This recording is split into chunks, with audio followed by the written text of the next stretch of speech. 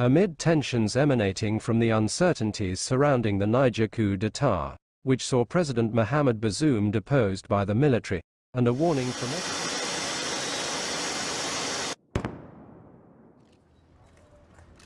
At the Modibo Keita International Airport in Bamako, Malian authorities received a new delivery of several warplanes and helicopters from Russia, its new major military and political ally. 10 aircraft were counted on ground and in the air, 8 planes and 2 helicopters during the second. A Russian cargo plane delivered helicopters, weapons and ammunition from Russia to Mali on Thursday.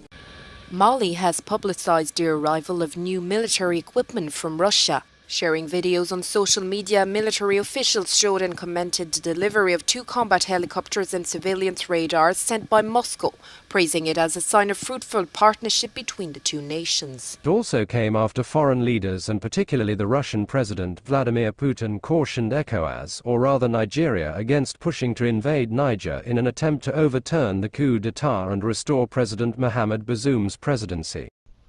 Good day, viewers. Nigeria and ECOWAS are being motivated by the Western countries to go ahead that they got their back. They motivated them to go ahead and carry out military actions in Niger. The same Western countries that pushed Ukraine into Russia's confrontation, and later they abandoned Ukraine to their destiny. Now, the scramble for Africa has begun again. Well, for about 3 days now, the Nigerian government and the ECOWAS have received a lot of pressure from media because we have made our voice so loud to make sure that Nigeria did not carry out military actions in Niger because they don't have any reason to do so. As well as ECOWAS, we urge them to back off. And it happens yesterday when the Nigerian government sent delegation to the Niger Republic to negotiate with the juntas, to negotiate with these soldiers. Let us talk diplomatically. But that is not enough. It seems that Nigeria are still receiving pressure for them not to negotiate diplomatically. Yes, the presence of military is now close to the Niger border in Sokoto State in northern Nigeria. And the ECOWAS and the Nigerian government has said it again yesterday that next tomorrow that they are going to carry out this military action. But the question is this: does Nigeria have the military capacity to match the powers of the sponsors of these soldiers? Now, I'm not talking about their government. The Guinea, the Burkina Faso, the Mali, and the Niger. These 4 countries, maybe with other Francophone countries who are supporting them, these countries might not be able to match Nigeria's military power. But something is going on, and a lot of ammunition, aircraft have been sent to the West Africa, Mali precisely, for this same reason, to back the military coup regime in Niger. So, if Nigeria want to enter into this fight, are they sure that they have weapons to match the military power of the sponsors of this coup? The truth is this: the new Africa has come. Revolution has beginning to happen. And I am not seeing this revolution stopping soon, because the question a lot of people have been asking has remained unanswered. The questions like, why are Africans so poor when we have mineral resources that are supposed to make us the richest continent? Why are the citizens of Africans so poor? Why is it that the political leaders, they don't do things that will benefit the masses? So this is a political and leadership problem that has remained unanswered for decades in Africa. I think the answer is to kick these people out of power, and that is what is beginning to happen. And the only way to do that is through military coup. And when you look at the political powers that has been suppressing Africa, it's being backed by either Great Britain or France. These colonizers, they don't care about the poor masses. They care about the purpose why they first came to Africa, to take our mineral resources. So after that, they don't care about what happens in the country. And that is why, on the other way around, people are turning to Russia. Russia, who is ready to cancel debt, support them to do the right thing, and they call Russia now their brothers. So this is the situation we're having in Africa. In just a matter of months, 4 African countries have had coups that have seen the ousting of their leaders.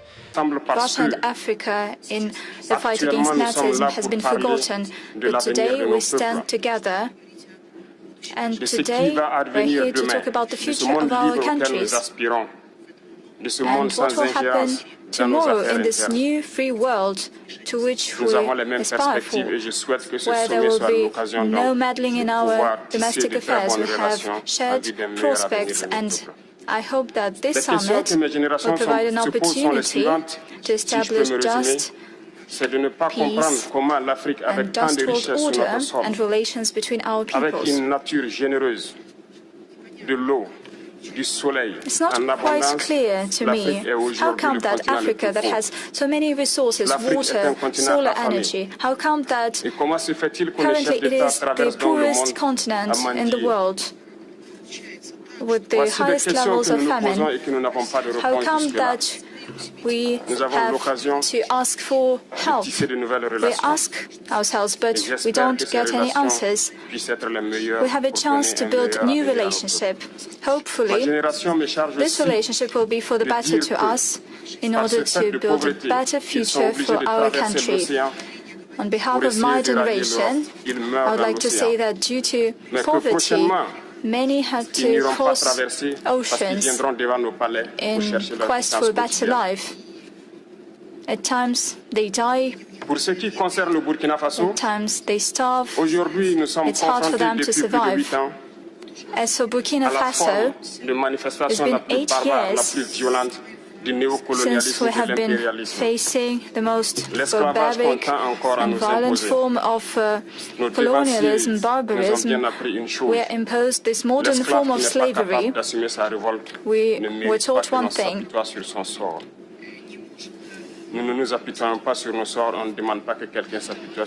slave that cannot rebel does not deserve pity.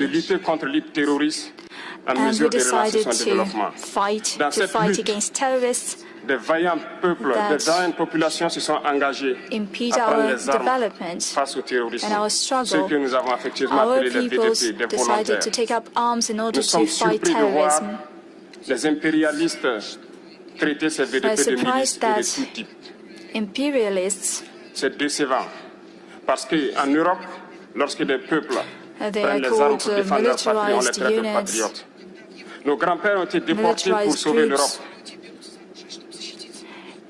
In Europe, people take arms in order to defend their motherland. They are called that they say that they are not patriots, but when my grandfather had to take up arms, it was against his will. When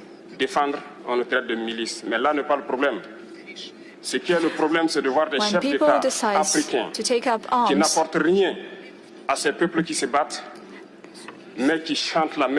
there's another problem. The problem is that the heads of African states do not give anything to these people who fight against imperialism.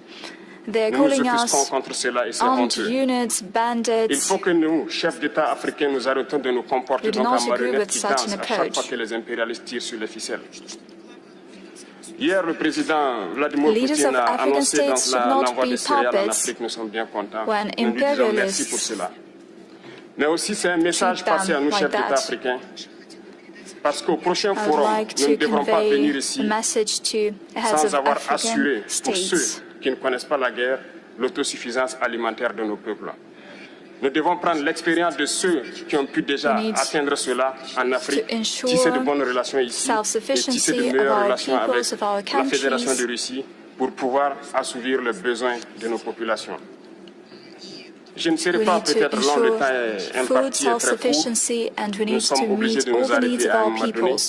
Mais je voudrais terminer en disant que nous devons donc rendre hommage à nos peuples, qui se battent. Much time left for my intervention. Let me Gloire à nos pay peuples, tribute to dignité à our nos peoples peuples, that victoire à nos peuples, fight la patrie ou la against all mort. the Nous evil. vaincrons. Glory to our Merci, people, camarades. respect to our people, and victory to our people. Thank President Ibrahim Traoré of Burkina Faso has met a delegation from Niger as the military junta seeks support from its allies to protect itself from a military intervention. On August 2, 2023, Captain Ibrahim Traoré, who is a transitional president of Burkina Faso, received a delegation from the National Council for the Protection of Homeland of Niger that was headed by the Corps General Salifou Modi in Ouagadougou. As announced by the Communications Directorate of the Burkina Faso Presidency, The exchange with Traoré saw the delegation assure the world that the situation in Niger is calm and under control. That, however, there are some concerns, especially over warnings from ECOWAS, and in their meeting, they talked about Burkina Faso supporting Niger, and that Ouagadougou pledged to rally behind Niger's military junta all the way. That, Salifou Modi criticized the severe sanctions imposed on Niger by ECOWAS and its allies, but what was of great importance to talk about was the matter of a military intervention that ECOWAS had warned about. That, regarding the military intervention, Traoré and the delegation pledged to do all it takes to. Yes, this is a revolutionary move by this 34-year-old president of Burkina Faso. I think more people are to come after these guys. More people are to take these guys' steps. Maybe that is why the West and the ECOWAS, Nigeria, they are now serious, because they see that one after the other, every country is now chasing the colonial system out of their country and embracing their culture. And without we finding our culture, without we embracing our culture, there is no how we can break through and become a better continent. Thank you for having time to listen to this video.